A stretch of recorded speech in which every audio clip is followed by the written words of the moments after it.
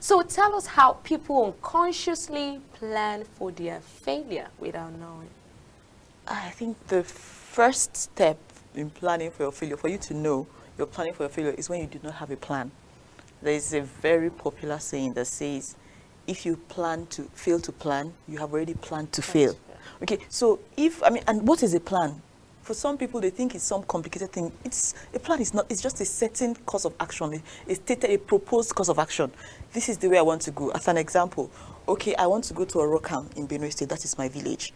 How do I get there? The simple plan is, do I go through Akwanga, Lafia, Makodi, Otukbo, and then cross over to Orokam? No, that road is too bad. I'd rather go through Lokoja, Enugu, and then cut out Orokam. And that is what a plan is. There's nothing complicated. You don't need expert advice. You don't need to attend a seminar where they say 30 steps to... There are no steps to planning. A plan is simply to say, this is where I am, that is where I need to get to, this is how I will get there. I love those practical terms. This is where I am, that is where I need to get to, and this is how to get there. So until we simplify it, people will be thinking of planning. I see people go goal-setting masterclass. I'm not saying there is not a certain level of more complicated planning. Yes. But the most basic planning needed are natural. I keep saying to people, the reason a lot of people fail is because they do not know the capacity of the human mind. So many things came naturally downloaded with you, beyond what school will teach you or you will learn on the internet. So many things came natural to you, okay? But you need to be conscious of it and begin to work towards it. And even you'll see how well it will, them. yes, activate it, and because there are sometimes we don't even know we can do some things until we check inward and sit down, especially in quiet moments. That's where you get some inspiration, and then when you're faced with challenges as well, you get to see that you could handle this. True. So we just need to sit down, think of how we want to get to where we need to get to. So now in such situations where you have distractions, how do you fix your life? You need to cut out the distractions. And life is a choice, so everybody can cut out distractions. There are certain distractions that will not be so easily cut out. And I'll use myself as an example. Okay. When I have to write, especially if it's an area that I'm not very comfortable with, recently I started writing. What do you mean by comfortable with? I'm an enterprise development expert. Okay. So when I write about entrepreneurship, success principles, time management, financial, it's my area of comfort because I've studied for years. Okay, but recently I veered into writing fiction. I'm completely uncomfortable in that area. So it's been more challenging. It's, I think, maybe the most challenging thing I ever did in life. So, I like the fact that you tried something new. Oh yes, it's important. It happened because of my work in social enterprise. When I was working in internally displaced people, I had stories that I felt needed to be told. Okay. And I felt, since I've encountered it and since it occurred to me, I must be the person to tell it. So I've had to literally, aside from my humanitarian work, I'm also a financial consultant and a lot of training. So I've had to cut out 90 to 95% of my schedule to be able to focus on this. And I say this because no matter how busy you are, I'm a mom, I'm a wife, I'm a sister, I'm a daughter, I'm a lot of things to a lot of people. But I have had to cut out a lot because this is a goal I know I must accomplish. I've cut out, in fact, it has affected my income stream because there are a lot of things I can't take trainings, there are a lot of things I cannot take. It has affected a lot of things I do. Church activity, social activity is almost non-existent. I had to uninstall WhatsApp from my phone. I can only look at it once in a while on my laptop now. I had to uninstall Instagram, social media, everything. I had to almost go blank. Okay. So the thing is, anything you know you want to accomplish and it's worth its salt, is important to you, then you should know that there are things you must give up. You cannot make any major difference, major impact, if you do not lose some weight, because a lot of the time what draws us back is weight. The distractions are weight. I mean, if you intend to fly or run fast, I cannot want to run fast and then carry my handbag and my traveling box. I'm like, don't worry, I'm coming to you, I'm going to run. No, those things are luggages that need to be done. And not all luggages are bad. Some of them are not bad, but they're not necessary. Okay, at certain time, what do I need to get to this one? If this is not important to me, WhatsApp is really important to me. I need to communicate. There are some groups that are important to me. I'm even probably leaders there.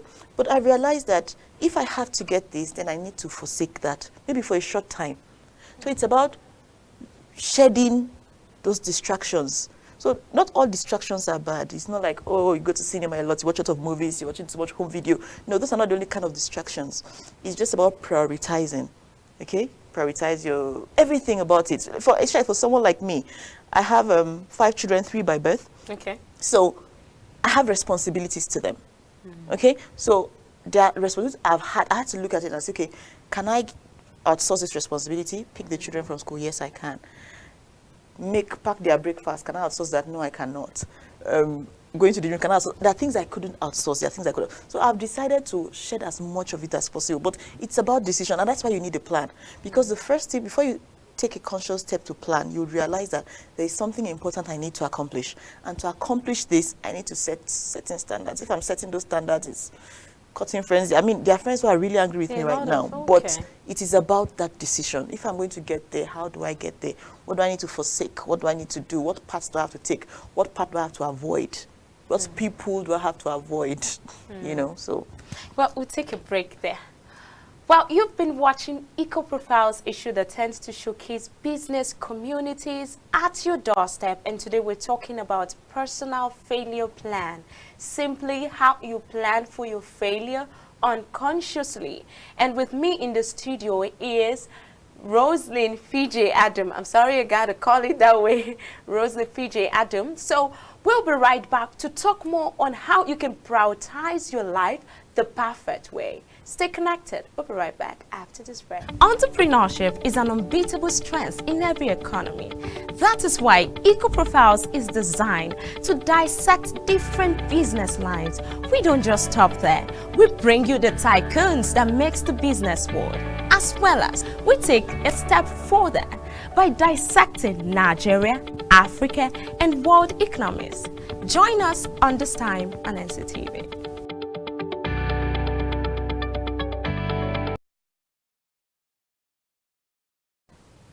Welcome back. This is Eco Profiles and I am Bella Kobe. Eco Profiles dissects different business lines. We strengthen you on your entrepreneurship vision, and we bring experts to share their stories, to tell you how they made it through the difficult times. You're not alone. You're not alone. Just trust me, you're not alone. In whatever situations, you have people that have experienced such. So how then can we table their experiences on your table for you not to fall into the same pit they fell into? So stay connected, and with me in the studio is Fiji Roselyn Adam. I got it this time. Okay, before we went on break, you were talking about how to prioritize your life. Now, you tell us about how you shared away some people, excommunicated yourself from some certain things that you would have loved to on a normal ground, including groups that you were their leader. And that's the part that touched me the most. You know, recently I embarked on something.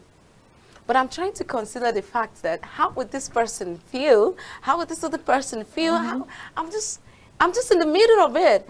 So yesterday I had to sit there and say, okay, let me call the most important people and tell them, if you can communicate with me from 5 a.m. to 6 a.m., you will get me. Any other time, I'm sorry, I may not be able to pick your call because I need to fix some things.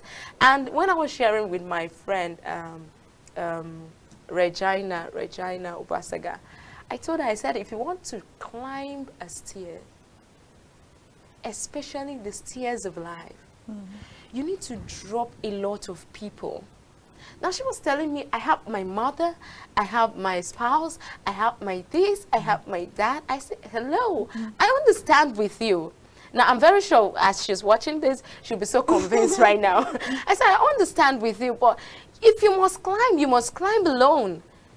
Later on, you can fix all those things. So how then did you bring your mind together to prioritize your life? One of the things I realized quite early in life is that if I was going to help the people around me, then I need to have been helped. And if I kept this feeling of empathy, oh, how will they feel? What will they think? What will it be like? It will be like, then we are all going to stay at that level. And it's almost impossible for me to help you from your level. Exactly. If I'm going to lend a helping hand, You I have should to be higher. Yes. So I realized that the things I love, the people I love, who I just wanted to just fellowship with and stay with and spend so much time with, I realized I'll be more help for them when I have improved on myself. Okay, because everybody. Even from the feeling, the expression of the people I want to fellowship with, Yes, I want to stay with. because they may be watching them. I need them to know that I really love them. They're important to me, Yeah. but I cannot help you if I'm not helped. Okay, and I came to realize also early in life that the journey of success is a lonely one. If you're on any path that is very popular, oh, this is what people are doing now, let's go. This is what people are doing now, let's go. Oh, people are selling recharge card now. Oh, people are opening Bet Niger. If it's a general path, everybody's on Instagram. Oh, I'm now on Instagram. It's very likely it's going to be an average existence. More often than not, the people who stand out are those who go an extra length. Okay, so I'm not saying don't do general things, but whatever is generic is generic. I think I need to strengthen that now. For you to stand out, you need to go the extra mile in life. Go the extra mile. And she just confirmed something right now. She said the path of success is a lonely path. If it's lonely, then you go alone. You don't need to be feeling bad that somebody may not be happy. You can settle that later. They will appreciate you later. They will appreciate you later. Yes, So okay. tell us more about you. So basically, I came to understand that if I must do the extra, okay, if I must be extraordinary, I mean, the only difference between extraordinary and ordinary is the extra, right? Yeah. So it's about doing the extra, doing a little more. If, for example, you're a student and everybody studied from 6 till 10 p.m. and, oh, we're so tired, it's 10 p.m., let's go and sleep. When you get here, if you have a torchlight, why don't you go one extra hour, even if it's 30 minutes extra? Okay, there's a Chinese adage that says, if you think a mosquito is too small to make a difference, try to sleep with one in the net. Because you're thinking it's so tiny, it doesn't matter. Okay, but what I say to people is, a lot of the time people expect change, transformation, just, no. All of a sudden. No, like what a film matters trick. most is addition. And I'll give you an example. If you started today, 17th of July, I want to improve on my, let's say my diction, or let's say my grammar. And then every day I learn a new word. By the 17th of August, I would have learned 30 new words. If I wanted to improve on being a good mother, okay, and I improved by 1%, every day I went maybe online, I looked for books, and I looked for just one new lesson, and I'm improving 1% every day. At the end of the month, I've improved by 30%. At the end of 3.5 months, it's 100%. I'm double better than what I was.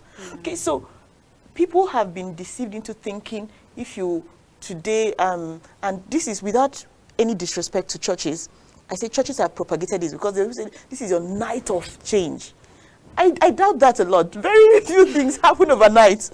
More often than not, it's a progression. You must teach people that if you want to improve on this thing, the little extra is good enough. 1% improvement is good. In 3 months, you're at 90%. In 4 months, you've doubled your productivity. Okay? So if, for example, you're a business person, and you're thinking, thinking of how I can get there. Don't worry so much about there. Worry about the journey. Plan your journey. Plot your graph. Think, okay, let me give myself 90 days to get there.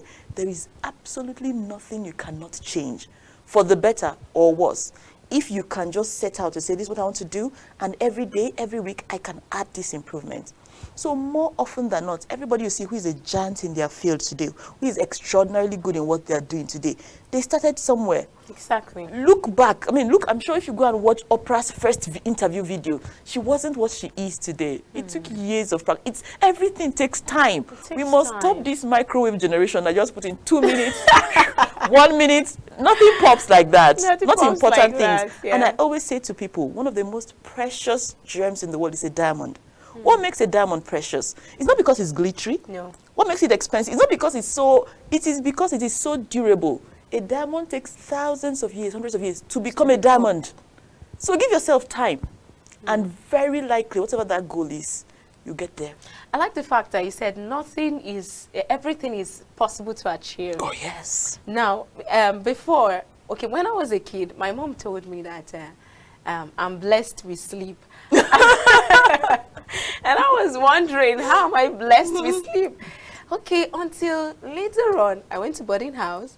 I was on the up bunk, and then I slept, you know. I fell down, and then I understood that, like, oh, this is what she meant by I'm blessed with sleep. So when I went back home, I was like, when we graduate, when we're on break, Holiday. so I went back home. I said, I fell from the back. He said, that's what I mean when I say you're blessed with sleep.